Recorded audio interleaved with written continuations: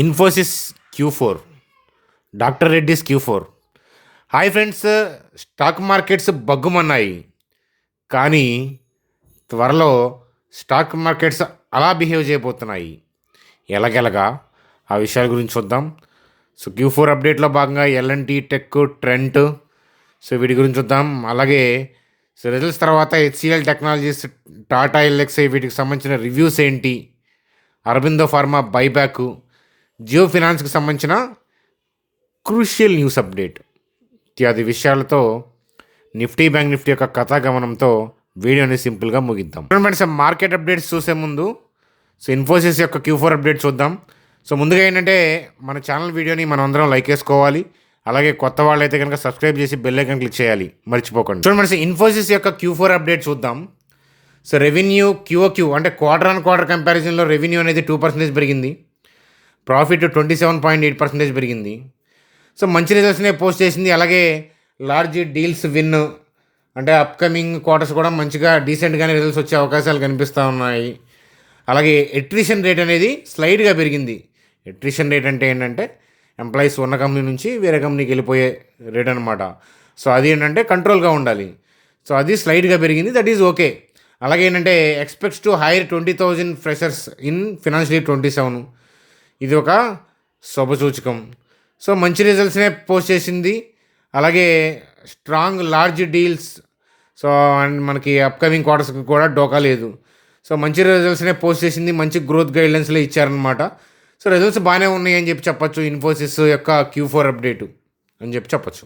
Sir Nifty యొక్క మనం chart చూస్తున్నాము. సో స్క్రీన్ మీద ఏంటంటే నిఫ్టీ యొక్క చార్ట్ చూస్తున్నాము. సో అయితే ఏంటంటే సో ఓవరాల్గా సో మనకి రీసెంట్గా మనం ఈ క్యాండిల్ అప్పుడు ఏంటంటే నిఫ్టీ బాటమ్ అవుట్ అవుతుంది.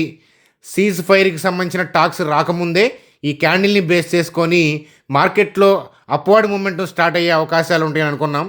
సో నిఫ్టీ యొక్క హిస్టారికల్ డేటా మనం చూడొచ్చు. మంత్లీ చార్ట్ చూస్తే సో రీసెంట్ ఈ మంత్లో కాస్త స్ట్రగుల్ అయినట్టు కనిపిస్తూ ఉంది.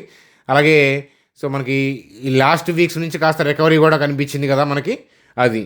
So cease fire kind of మనం జరుగుతుంది అనేది ముందుగా ఊహించామన్నమాట. Cease fire kind of talks అనేవి ట్రంప్ స్టేట్మెంట్లు మాత్రమే బేస్ చేసుకొని మీరు మార్కెట్ని ప్రెడిక్ట్ చేయాలనుకుంటే మాత్రం పప్పులో కాలేస్తారు. అలాగే ఈరోజు గ్యాప్ డౌన్ అవడానికి కారణం ఏంటంటే సో ఐటీ ప్యాక్ట్లో మనకి బ్యాడ్, అట్లాగే ఏంటంటే ట్రంప్ చేసిన మళ్ళా బ్యాడ్ కామెంట్ అనమాట. సో ట్రంప్ చేసిన స్టేట్మెంట్ల వల్ల. కానీ గుర్తుపెట్టుకోండి ఫ్రెండ్స్, ట్రెండ్లో అంటే పైకి వెళ్ళాలనే ట్రెండ్ ఆ మూమెంటంలో అయితే చేంజ్ లేదు. సో ఎవ్రీడే స్టాక్ మార్కెట్ పైకి వెళ్ళాలంటే అది సాధ్యం కాదు. అట్లాగే ఏంటంటే సడన్గా వచ్చే బ్యాడ్ న్యూస్లకి ఏంటంటే స్టాక్ మార్కెట్ రియాక్ట్ అవుతుంది, కానీ డైరెక్షన్ చేంజ్ అవ్వదు. చూడమంటే మనం హైదరాబాద్ నుంచి విజయవాడ వెళ్తున్నాం, మధ్యలో ఏదో దాబా దగ్గర తిందాం అనుకున్నాం. సో అలాంటప్పుడు ఏంటంటే ఆగుతాం, కొద్దిగా కారు వెనక్కి మళ్ళించాల్సిన అవసరం ఉంటుంది ఒక్కొక్కసారి మనం దాబా దాటి ముందుకెళ్ళినప్పుడు. దట్ డజ్ నాట్ మీన్ మనం రివర్స్లో హైదరాబాద్ వెళ్తున్నామని కాదు కదా. అలాగే ఏంటంటే మార్కెట్ యొక్క ఇంటెన్షన్ ఏంటి, బ్రాడ్ పిక్చర్ ఏంటి, అది ఇంపార్టెంట్. రాకేష్ జున్వాలా గారి దగ్గర నుంచి నేను నేర్చుకుంది ఏంటి అంటే అదే, మార్కెట్ ఓవరాల్గా ఎటు పోవాలని చూస్తుంది అనేది ఇంపార్టెంట్. ఒక్కడే కిందకి వెళ్ళింది కదా అని చెప్పి మళ్ళీ కిందకి, నెక్స్ట్ డే పైకి వెళ్ళింది కదా అని పైకి అట్లా మార్చుకుంటే ఏంటంటే సో ఇబ్బంది పడతారనమాట. సో స్టాక్ మార్కెట్ ఎప్పుడూ కూడా స్ట్రైట్ లైన్లో వెళ్ళదు, కానీ ఒక డైరెక్షన్లో వెళ్తుంది, ఒక ఎయిమ్తో వెళ్తూ ఉంటుంది. అదేంటో ఐడెంటిఫై చేయండి. ఒకవేళ సో వాళ్ళ ఉద్దేశం మార్చుకొని కిందకి పయనమయ్యే లాగా మనకి హిట్టింగ్లో తేడా ఉంటే కనుక సో ఆ వ్యూని నేను మీకు అప్డేట్ చేస్తాను. కానీ 1-2 డేస్ డిప్ అవ్వచ్చు, అవ్వకుండా కూడా పైకి వెళ్ళచ్చు. కానీ ఓవరాల్గా పైకి వెళ్ళాలనే ఇంటెన్షన్లో అయితే కనుక మార్పు లేదు. కానీ ఎవ్రీడే పైకి వెళ్ళాలని లేదు కదా. అది ఎవ్రీడే మనం చెప్పినట్టు మన చెప్పు చేతుల్లో స్టాక్ మార్కెట్ ఉండిద్ది అంటే కనుక ఇబ్బంది పడతారు. అలా మనం స్టాక్ మార్కెట్ ఎప్పుడూ కూడా అలా మనం చెప్పినట్టు వెళ్ళదు. మధ్యలో డిప్స్ వస్తూ ఉంటాయి. బ్యాడ్ న్యూస్లు, ట్రంప్ అనే కాదు, రకరకాల బ్యాడ్ న్యూస్లు వస్తూ ఉంటాయి. గ్లోబల్గా థింగ్స్ బాగోకపోవచ్చు, లోకల్గా కొన్నిసార్లు సడన్గా షాక్స్ ఉంటాయి. కానీ ఓవరాల్గా ఏంటంటే ఓవరాల్ డైరెక్షన్ ఎటుపోతుంది, ఓవరాల్గా ఇంటెన్షన్ ఎటుపోతుంది అనేది చూస్తే కనుక మీకు పైకి వెళ్తుందనే ఇంటెన్షన్లో అయితే కనుక నాకు మార్పు ఏమీ కనిపించట్లేదు అదనమాట. కాబట్టి సో న్యూ హైస్ని క్రియేట్ చేసే అవకాశాలు కనిపిస్తూ ఉన్నాయి ప్రస్తుతానికి అనమాట.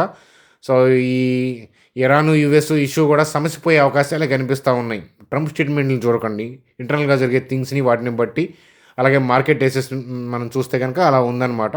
సడన్గా కామెంట్ చేశారు కాబట్టి క్రూడ్లో ఇంపాక్ట్ కనిపిస్తూ ఉంటుంది. అది 1-2 డేస్ మాత్రమే మళ్ళా చల్లబడిపోతుంది. తన స్టేట్మెంట్లు ట్రంప్ గురించి మీరేం చూడలేదా ఇంతకుముందు 2016లో కూడా చూసే ఉంటారు కదా. సో సేమ్ థింగ్ ఏంటంటే ఇక్కడ డైరెక్షన్లో కిందకి పోయే ఇంటెన్షన్ అయితే నాకు అనిపించలేదు.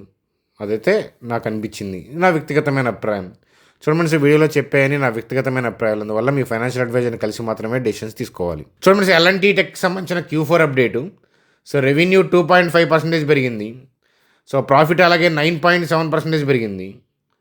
అలాగే ఎబిట్ 5.5% పెరిగింది. సో మంచి రిజల్ట్స్నే పోస్ట్ చేసిందని చెప్పొచ్చు. చూడమని అలాగే జియో ఫినాన్స్కి సంబంధించి కోఫార్మ్స్ 50-50 primary insurance joint venture with Allianz. ఒకప్పుడు బజాజ్ ఎలియాంజే. సో ఎలియాంజ్ ఫారెన్ కంపెనీ కదా.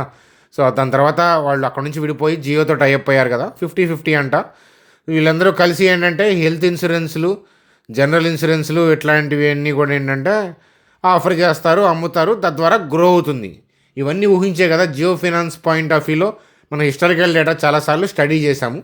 దాని గ్రోత్ ఏంటి, ప్రోస్ ఏంటి, కాన్స్ ఏంటి అనేది మీరు కూడా ఒకసారి చదవండి, మీ ఫైనాన్షియల్ అడ్వైజర్ని కలవండి. చూడండి అలాగే ఎల్ఎన్టీ టెక్కి సంబంధించి ఇప్పుడే మనం డిస్కస్ చేసుకున్నాం. వాళ్ళు final dividend of 40 per share, అంటే 40 రూపీస్ అంటే సూపర్బ్ కదా. సో చూడండి ఫైనల్ డివిడెంట్ అంటే ఏంటంటే ఏజిఎం, చూడండి 2 ఏజిఎంల మధ్యలో డివిడెంట్ అనౌన్స్ చేస్తే దాన్ని ఇంటర్మ్ అంటారు. ఏజిఎం తర్వాత అనౌన్స్ చేస్తే ఫైనల్ డివిడెంట్ అంటారు. సో 40 రూపీస్ చదివించారు కాబట్టి పెద్ద అమౌంటే అది. కాబట్టి వారిని, వారి కుటుంబాన్ని ప్రకృతి చల్లగా చూడాలని కోరుకుందాం. అలాగే చూడండి ఇక్కడ బోర్డు అపాయింట్మెంట్ CFOకి సంబంధించింది. సో అది కూడా ఒక పేరు అనౌన్స్ చేశారు, రాజీవ్ గుప్తా. అది కూడా అబ్జర్వ్ చేయండి. సో అయితే ట్రెండ్ Q4 అప్డేట్లో చూడండి ప్రాఫిట్ YOYలో 30% ప్రాఫిట్ గ్రోత్ ఉంది. రెవెన్యూ 20% గ్రోత్ ఉంది. సో ఎబిటా 46% గ్రోత్ ఉంది. మంచి రిజల్ట్స్ని పోస్ట్ చేసిందని చెప్పొచ్చు. చూడండి అలాగే మోతీలాల్ ఓస్వాల్ వాళ్ళు టాటా LXI రిజల్ట్స్ తర్వాత సెల్ అని చెప్పి టార్గెట్ ప్రైస్గా 3,350 ఇచ్చారనమాట. డీల్ డిలేస్ అని చెప్పి, అంటే QOQ పాయింట్ ఆఫ్ వ్యూలో రెవెన్యూ ఇంపాక్ట్ అయిందని చెప్తున్నారనమాట. అలాగే ఫైనాన్షియల్ 27కి సంబంధించిన growth guided high single digit due to week deal visibility, అంటే డీల్స్ వీక్గా ఉండటం వల్ల సింగిల్ డిజిట్లోనే గ్రోత్ ఉంది అనే పాయింట్ ఆఫ్ వ్యూలో చెప్తా వీళ్ళు ఇవన్నీ చూసి ఏంటంటే వాళ్ళు టార్గెట్ని కుదించారనమాట. అది మీరు అబ్జర్వ్ చేయాలి. సో అలాగే HCL టెక్నాలజీకి సంబంధించి గోల్డ్మ్యాన్ సాక్స్ వాళ్ళు న్యూట్రల్ అని చెప్తా టార్గెట్ ప్రైస్ని తగ్గించారు. ఎర్లియర్గా 1450 నుంచి ఇప్పుడు 1340కి తగ్గించారనమాట. ఈ ఆల్రెడీ HCL రిజల్ట్స్ అవి డిస్కస్ చేసే ఉంటారు, మీరు చూసే ఉంటారు కదా.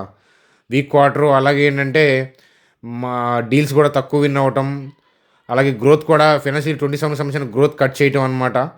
సో ఇవన్నీ కూడా గైడెన్స్ బాగోలేదు, రిజల్ట్స్ బాగోలేదు. ఇవన్నీ బేస్ చేసుకొని HCL రిజల్ట్స్ని బేస్ చేసుకొని వాళ్ళు రేటింగ్ అనేది తగ్గించారనే విషయం అర్థమవుతుంది. HCL అల్లకల్లోలం సృష్టించింది ఐటీ ప్యాక్లో, మీకు ఆల్రెడీ అది విదితమే. ఇన్ఫోసిస్ రిజల్ట్స్ బాగా వచ్చినాయి కాబట్టి మళ్ళీ కాస్త పుంజుకునే అవకాశాలు కనిపిస్తున్నాయి. స్తంభించిన మీ జీవితాలు కాస్త వేగం పుంజుకుంటాయి అన్నమాట. చూడండి అలాగే అరబిందో ఫార్మాకి సంబంధించి సో బోర్డు వాళ్ళు 800 crore షేర్ బైబ్యాక్ అప్రూవ్ చేశారనమాట. అయితే ఓపెన్ మార్కెట్ కాదు, వీళ్ళు టెండర్ ఆఫర్ రూట్ ద్వారా వెళ్తున్నారనమాట. సో అది చూడండి, మనం ఇంకో రోజు ఎప్పుడైనా డిస్కస్ చేసుకుందాం. బైబ్యాక్కి ఓపెన్ టెండర్ ఆఫర్ రూట్లో బైబ్యాక్ చేయడం అంటే ఏంటి, ఓపెన్ మార్కెట్లో బై చేయడం ఏంటి అనేది ఇంకో రోజు డిస్కస్ చేసుకుందాం. ప్రస్తుతానికి మనకి దీని వల్ల మనకి ఇన్వెస్టర్కి పెద్ద బెనిఫిట్ ఏమి ఉండదు. సో కాబట్టి అరబిందో ఫార్మాకి సంబంధించిన బైబ్యాక్ అప్డేట్ చూడండి. వీడియో ఫర్దర్గా కంటిన్యూ చేసే ముందు మీలో ఎవరికైనా ట్రేడింగ్ డీమ్యాట్ అకౌంట్ లేకపోతే కనుక ఇక్కడ కింద లింక్ ఇచ్చాను చూడండి. మీరు ఏ లింక్స్ ద్వారా అయినా ఓపెన్ చేసుకోవచ్చు. చూడండి అకౌంట్ ఓపెనింగ్ ప్రాసెస్, మీరు మొబైల్ నెంబర్ ఎంటర్ చేసి డీటెయిల్స్ ఇస్తే 10 minutesలో అకౌంట్ ప్రాసెస్ ఓపెన్ అయిపోతుంది. ఒక్కసారి మీకు డీటెయిల్స్ అన్ని ఇచ్చేస్తే ఒక ఐడి క్రియేట్ అవుతుంది అకౌంట్ ఓపెన్ చేసిన తర్వాత. ఆ ఐడిని మా టీం మెంబర్ పంపించండి, వాళ్ళ దగ్గర నుంచి ఏదైనా అప్డేట్స్ ఉంటే కనుక మీకు ఇన్ఫామ్ చేస్తాను. చూడండి సార్, డాక్టర్ రెడ్డిస్ యొక్క చార్టు మనకి వాళ్ళైతే కనుక అప్పర్ సర్క్యూట్ పడింది. రిజల్ట్స్ మంచిగా రావడంతో ఏంటంటే మంచి ఫుల్ క్యాండిల్ పడింది అనమాట. చూడండి ఇనిషియేషన్స్ యాక్టివిటీ యొక్క స్ట్రెంత్ అర్థమవుతుంది కదా, అదనమాట. సో అయితే ఆ తర్వాత వెళ్ళి ఇమీడియట్గా ఆవేశపడకూడదు. ఎప్పుడైనా సరే టెంపరీగా డిప్స్ వచ్చినప్పుడు సో ఈ క్యాండిల్ హాఫ్కి లైన్ డ్రా చేయండి. సో ఈ లైన్ కన్నా కిందకి డిప్ వస్తే కనుక అక్కడ నుంచి మళ్ళీ ర్యాలీ అయ్యే ఆపర్చునిటీని మీరు అబ్జర్వ్ చేయొచ్చు అనమాట, అదనమాట. ఈ లైన్ కన్నా కిందకి రాకుండా పైకి వెళ్తాయంటే వెళ్తుంటాయి. సో అవి మనం ఏం చేయలేం, ఎందుకంటే దానికి ఉన్న న్యూస్ అలాంటిది, అదనమాట. సో మనకి 10% దాకా ర్యాలీ అయ్యి కనిపిస్తూ ఉంది నేను చూసేటప్పటికి. అప్పర్ సెక్యూరిటీ పడి ఉందన్నమాట అప్పటికి. సో మంచి రిజల్ట్స్ పోస్ట్ చేసింది. సమయాభావం వల్ల నేను ఆ రిజల్ట్స్ డిస్కస్ చేయట్లేదు. నేను గ్రూప్లో పోస్ట్ చేస్తాను, మన టెలిగ్రామ్ గ్రూప్లో. సో ఎవరైనా ఇంకా టెలిగ్రామ్ గ్రూప్లో జాయిన్ అవ్వకపోతే సబ్స్క్రైబ్ చేసిన వాళ్ళు మీరు చూస్తున్న డిస్క్రిప్షన్లో, అంటే వీడియో డిస్క్రిప్షన్లో కానీ పిన్నుడు కామెంట్లో ఉన్న డిస్క్రిప్షన్లో కానీ అక్కడ చూడొచ్చు అనమాట. లింక్ క్లిక్ చేసి ఫ్రీగా జాయిన్ అవ్వచ్చు. మనీ ఏమీ ఛార్జ్ చేయము. మార్కెట్లో డూప్లికేట్స్ ఉన్నాయి, వాళ్ళు ఛార్జ్ చేస్తారు. చాలా జాగ్రత్తగా ఉండాలి మీరు. చూడమండి సార్, అది మనకి అలాగేంటంటే బ్యాంక్ నిఫ్టీ యొక్క చార్ట్ చూస్తున్నాము.